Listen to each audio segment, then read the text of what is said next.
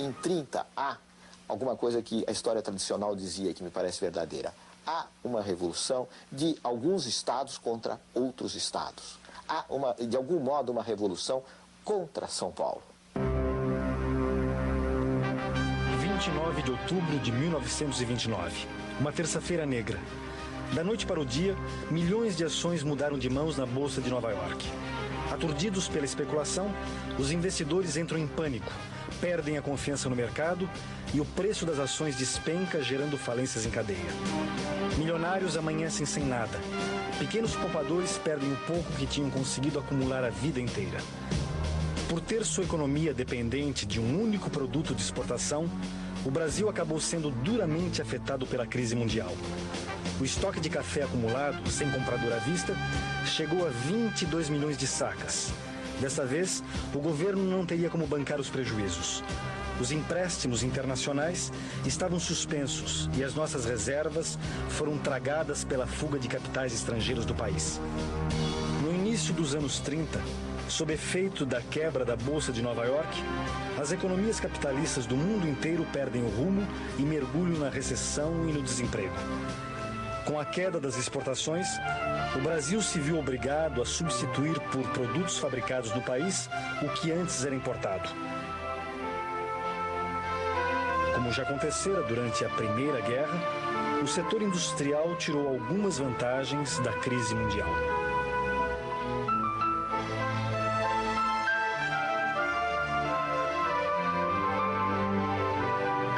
E foi ainda sob o impacto da crise do café que as eleições dobraram a esquina.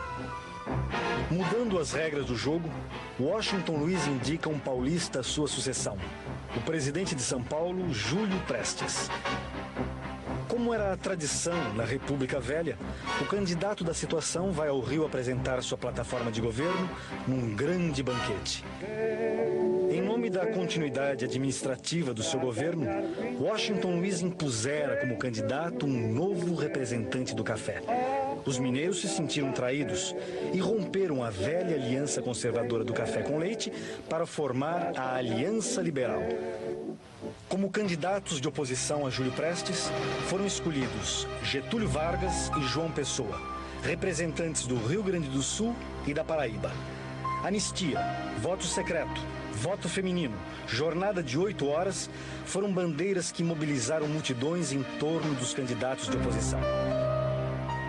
A Aliança Liberal incluía desde conservadores, como o presidente de Minas, Antônio Carlos Ribeiro de Andrada, até os tenentes, tidos como radicais pelos próprios aliancistas. Antônio Carlos se notabilizou por ter dito: façamos a revolução antes que o povo a faça. Todos queriam o poder, mas tinham horror do povo. Os tenentes viam a questão operar da pior maneira possível, né? Nas palavras deles próprios, eu estou pensando no Juarez Távora, por exemplo, da ameaça do populacho, né? O perigo de bolchevização das reivindicações. Eles tinham horror à classe operária. Para a maioria dos tenentes, eu arriscaria dizer quase, para a totalidade dos tenentes, o movimento operário era alguma coisa demoníaca e que deveria ser evitada e controlada.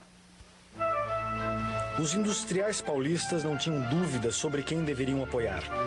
O Centro das Indústrias de São Paulo lança manifesto apoiando o candidato do governo. Para os industriais, a vitória de Júlio Prestes seria a garantia da execução integral do programa financeiro do governo de Washington Luiz.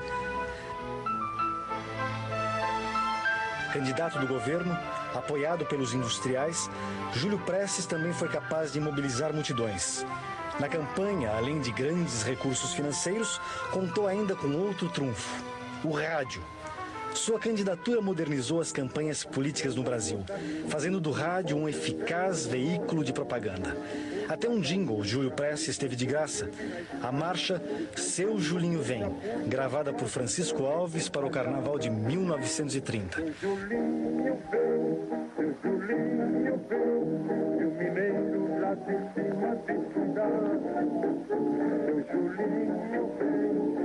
E seu Julinho veio mesmo.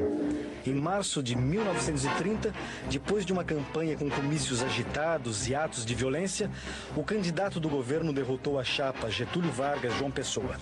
A eleição se realizou num domingo de carnaval.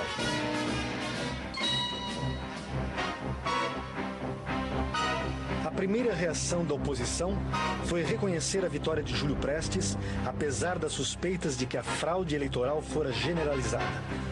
Alguns se limitaram a contestar os resultados, outros se lançaram na conspiração revolucionária.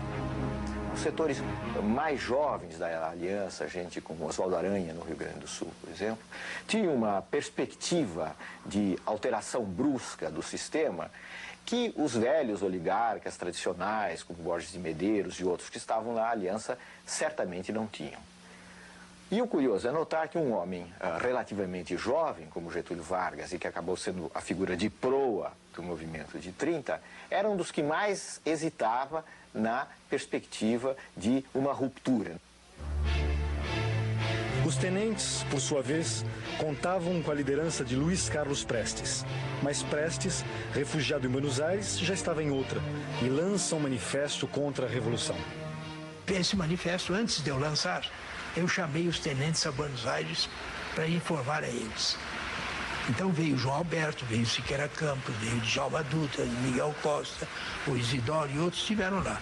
E eu li, olha, eu vou publicar esse manifesto, porque já estou farto desses entendimentos com Getúlio, ele não quer saber de nada, ele está enganando a todos nós.